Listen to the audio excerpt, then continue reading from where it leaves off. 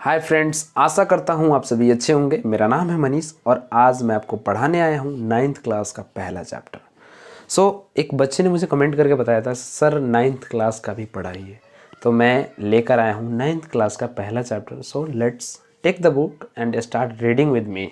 जी हाँ, एकदम आमने सामने पढ़ेंगे और एक नोटबुक रखिएगा ताकि जो भी मैं मीनिंग बताऊँगा आप उसको लिखते चलिएगा। तो ये है 9th क्लास का बुक और इसका पहला चैप्टर है धर्म युद्ध, जिसको लिखे हैं अर्जुन देव चरण जी।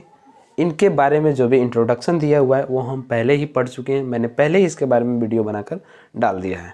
आप उसको देख लीजिए और आज हम लोग कहानी पढ़ेंगे। स्टार्ट करते हैं। स्टार्ट करने से पहले मेरा आपसे 2 क्वेश्चन है जो इस बुक में ही लिखा गया है, पर मैं जानना चाहता हूँ।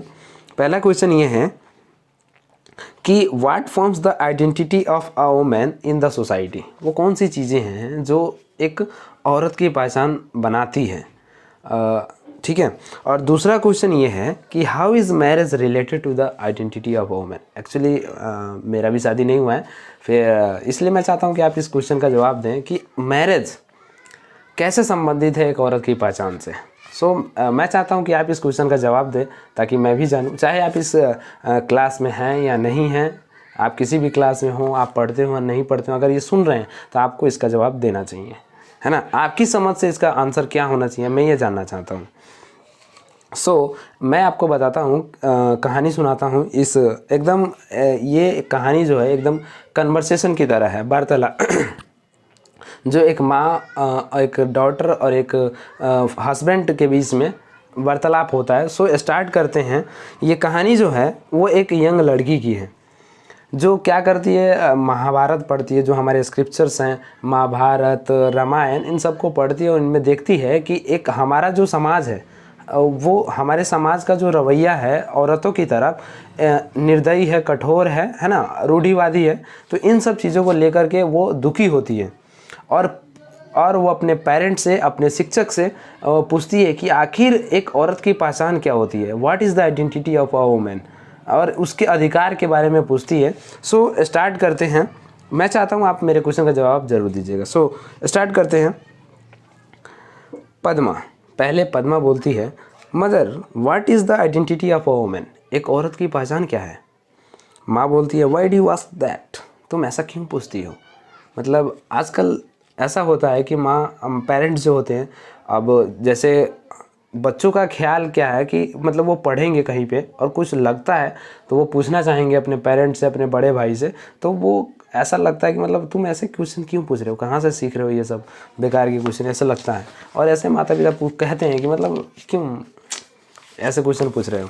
तो वही है। फिर पद्मा बोलती है, how am I different from others. मैं दूसरों से अलग कैसे हूँ। फिर माँ बोलती है, यू आर माई डॉटर, तुम मेरी पुत्री हो, our only child and your father's darling. आजकल हमारे समाज में ऐसा है कि अगर डार्लिंग बोल देना, डार्लिंग किसी को, तो मतलब पता नहीं वो क्या कर देगा आपको, है ना।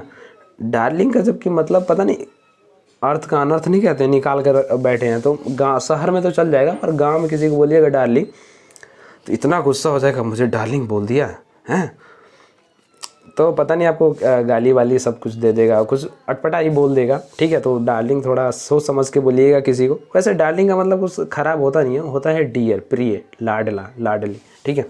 तो यहाँ पे कह रहे हैं कि तुम तो मेरी इकलौती पुत्री हो, अपने पिता की लाडली हो, तो फिर तुम ऐसे क्वेश्चन क्यों पूछ रही हो, ठीक है। फिर पद्मा बोलती है, father cares more for money than for मी।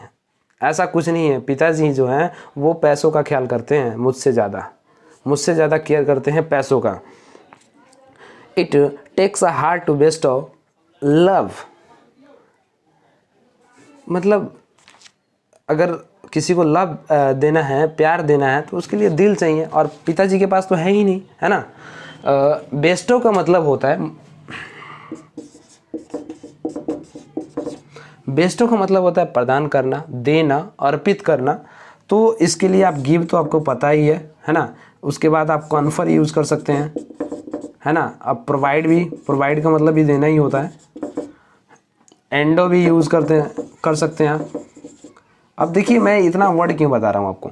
अब कहीं पे प्रोवाइड लिखा हो, कहीं पे कन्फर लिखा हो, कि कन्फर का मतलब आपको अगर पहले से देना पता हो जाएगा तो आप चाहे आप बेस्टो आपके लिए अच्छा वर्ड लग रहा था आप यूज़ कर सकते हैं अपने सेंटेंस में, कभी गिव, कभी कन्फर, कभी प्रोवाइड, या कहीं पे लिखा हो तो आप उसका मीनिंग जान लेंगे। इसलिए मैंने इन सभी वर्ड को लिखा, और जहाँ जहाँ मुझे लगेगा कि आपको बताना चाहिए वहाँ वहाँ मैं बताऊँगा, आप इसको नोट करते चलिएगा। तो आते हैं हम अपने कहानी पे कि दिल तो चाहिए ना प्यार देने के लिए किसी को, ठीक है। माँ बोलती है फॉर हुम डज ही सेव। भाई माता पिता की भी कहना सही है कि आखिर जो माता पिता काम करते हैं, कमाते हैं, पैसे की बचत करते हैं, तो वो किसके लिए करते हैं, है ना, इनका भी कहना जायज़ है। He does all this only for your sake. ये सभी तो करते हैं तुम्हारे ही लिए, तुम ऐसा क्यों सोच रही हो। अगर एक माता पिता कुछ कर रहे हैं, कुछ काम कर रहे हैं, कुछ पैसे सेव कर रहे हैं, तो वो किसके लिए करते हैं, अपने बच्चों के लिए। तो इनका भी कहना सही है, you shouldn't think that I have no heart. तुम्हें ऐसा नहीं सोचना चाहिए कि हमारे पास दिल नहीं है, मेरे पास दिल नहीं है, ऐसा कहना है ना। माँ का ऐसा कहना है कि भाई तुम ऐसा क्यों सोचती हो, हमारे पास भी दिल है, हम जो कर रहे हैं तुम्हारी खुशी के लिए कर रहे हैं, तुम्हारे खातिर कर रहे हैं, है ना, ताकि तुम अच्छी से पढ़ो लिखो, है ना। यही सब माता पिता आखिर करते क्यों हैं, ताकि तुम्हें कोई दिक्कत ना हो। फिर पद्मा बोलती है but I didn't say it of you. मैंने तो ऐसा नहीं कहा कि आपके पास दिल नहीं है, पर कहा नहीं तो छोड़ कहाँ दिया, ठीक है। आते हैं अब माँ बोलती है कि I am not in any way different from him. Him उनके पति के लिए यानी उसके पिता के लिए यूज हुआ है, तो कह रहे हैं कि मैं किसी भी तरह से उनसे अलग नहीं हूँ। My identity is linked with his and I cherish the bond. मेरा जो आइडेंटिटी है, मेरी जो पहचान है, वो उनसे लिंक है, उनसे जुड़ा हुआ है, और हम उस बंधन को मानते हैं। चेरिश का मतलब होता है मानना। कभी आपने अबाइड बाई का नाम सुना होगा, तो उसका भी मतलब होता है मानना। तो ऐसा है कि हम उस बंधन को मानते हैं, हम इसलिए मेरी आइडेंटिटी जो है उनसे जुड़ी हुई है। फादर बोलते हैं, अब बातचीत होती रहती है, तब तक पिताजी एंटर करते हैं, एंटर्स पद्मास फादर। अब उनके पिता एंटर करते हैं, प्रवेश करते हैं घर में। फादर बोलते हैं what is this talk about the bond Padma's mother. Padma की माँ, कौन सी बॉन्ड के बारे में बात हो रही है, कौन सी बंधन के बारे में बात कर रहे हैं आप लोग। माँ बोलती है here is your father, ask him whatever you want to know. ये रहे तुम्हारे पिताजी, जो भी तुमको पूछना है पूछो।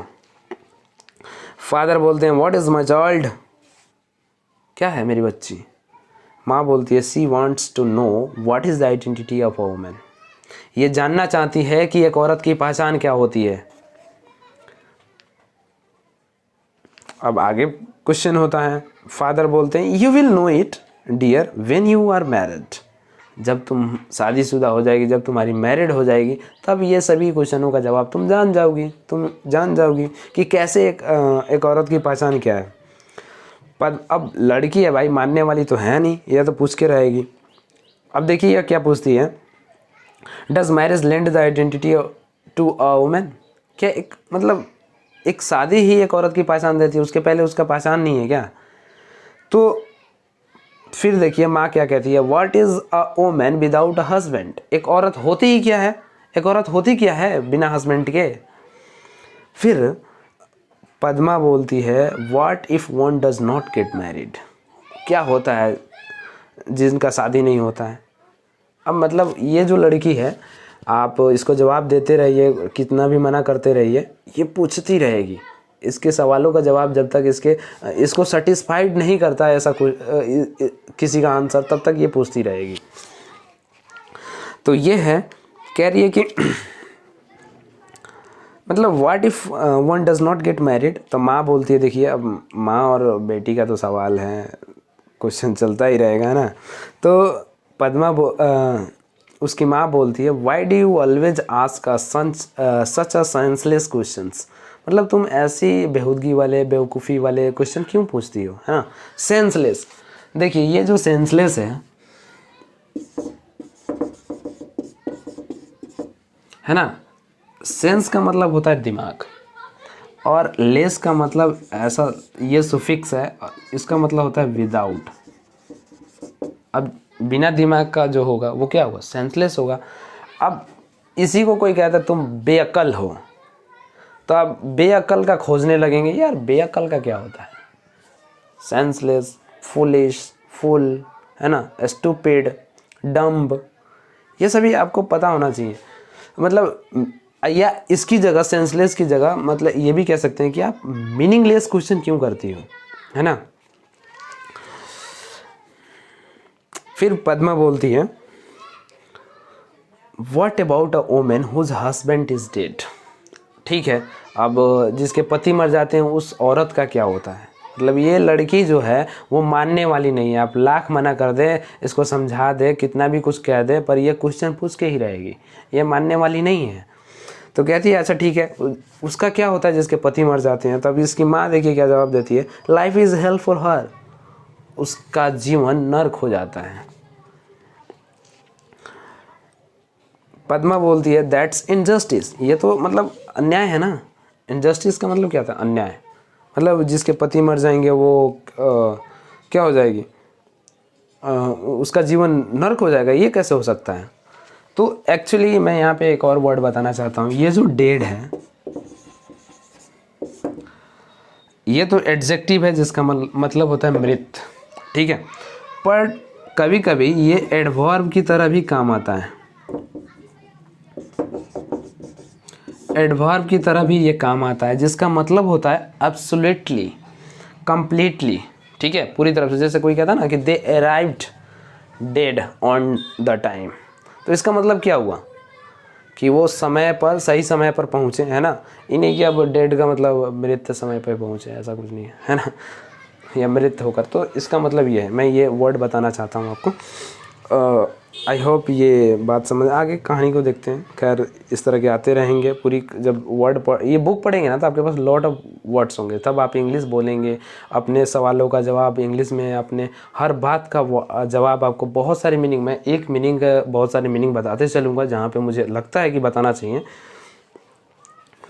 दूसरा आप क्या है कि माँ बोलती है you needn't talk of justice and injustice here. तुम्हें ज़रूरत नहीं है, ठीक है, तुम्हें ज़रूरत नहीं है न्याय और अन्याय की बात करने की। ऐसा ही होता है ना जब क्या होता है कि माता पिता जब से क्वेश्चन पूछिएगा और बच्चे को ख़राब लगेगा या लगता है कि हाँ ये तो अन्याय वाली बात है, क्योंकि अब पढ़ रहे हैं, सीख रहे हैं, तो क्वेश्चन तो पूछना जायज़ बनता है। और क्वेश्चन पूछते हैं तो अगर गलत जवाब मिलता है, सही नहीं होगा, तो वो जब इनजस्टिस होगा तो बोलेंगे कि ये इनजस्टिस है, तो माता पिता डांट देंगे, तुम्हें बात करने की ज़रूरत नहीं है न्याय और अन्याय की, ठीक है, तुम अपना काम करो, ऐसे ही जवाब आएगा। खैर सबके अपने अपने विचार हैं। आइए हम अपने कहानी को समाप्त करते हैं। फिर पद्मा बोलती है, मतलब ये इसकी माँ कह रही है कि तुम्हें न्याय और अन्याय की बात करने की ज़रूरत नहीं है। तो पद्मा तो छोड़ेगी नहीं, फिर पूछेगी क्यों, पूछती है वाई, मतलब क्यों नहीं। माँ बोलती है over here women don't have the right to ask questions.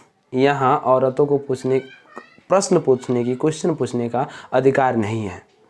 अब फिर पद्मा पूछेगी कि what right do they have them, मतलब कौन से राइट है उनके पास, फिर कौन से अधिकार हैं उनके पास।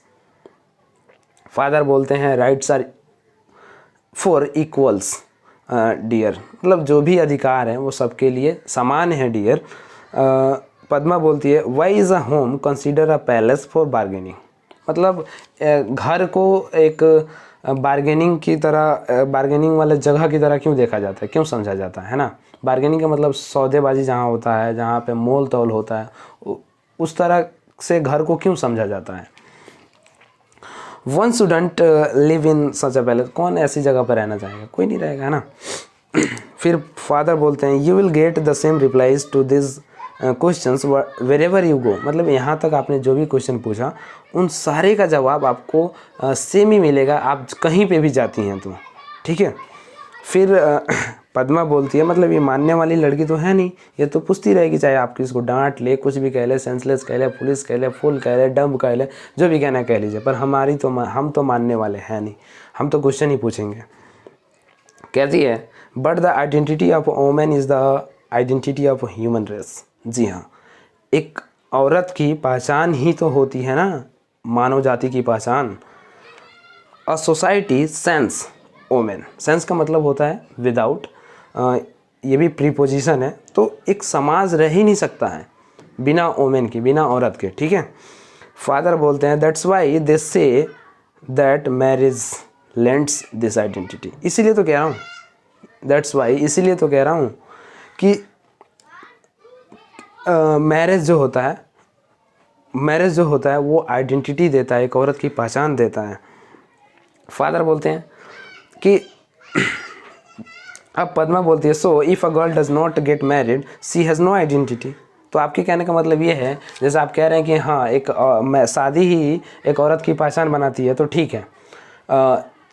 इसका मतलब ये है कि अगर कोई लड़की शादी नहीं करती है तो उसकी कोई पहचान नहीं है, शी हैज़ नो आइडेंटिटी।